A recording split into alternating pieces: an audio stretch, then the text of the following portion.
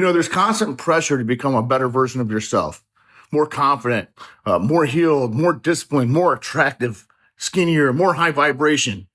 It's everywhere in what you consume and what you're told and what you think you're supposed to be. And that's exactly why you still feel stuck. Because every time you chase a better version of yourself, you're unconsciously telling yourself who I am right now is just not enough. And that energy, that's desperation. That's resistance. That's why so many people spend years working on themselves, dieting, and still nothing ever changes.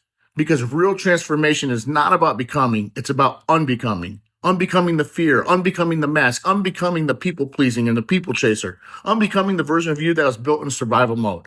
A lot of what we call our personality is actually just pain that got repeated long enough to feel familiar. Let that sink in. That overthinking, that's not you.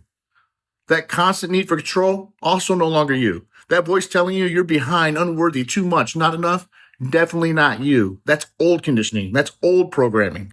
That's the false self trying to stay alive, trying to keep you safe in a version of life that you've already outgrown.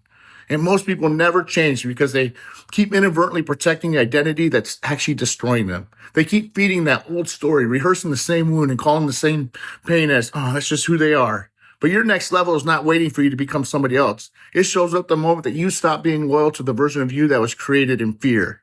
That's when your energy changes. That's when your presence changes. That's when people start noticing and saying, man, there's something about you that's just different. And they're right, because the old version of you can no longer be accessed. You didn't become more powerful. You stopped pretending that you were powerless. And that's the shift. You're not here to spend your whole life upgrading a false identity. You are here to burn it off and finally become unrecognizable to life that only fit the old you. Now let's go make that change. You're powerful. You're more than enough already.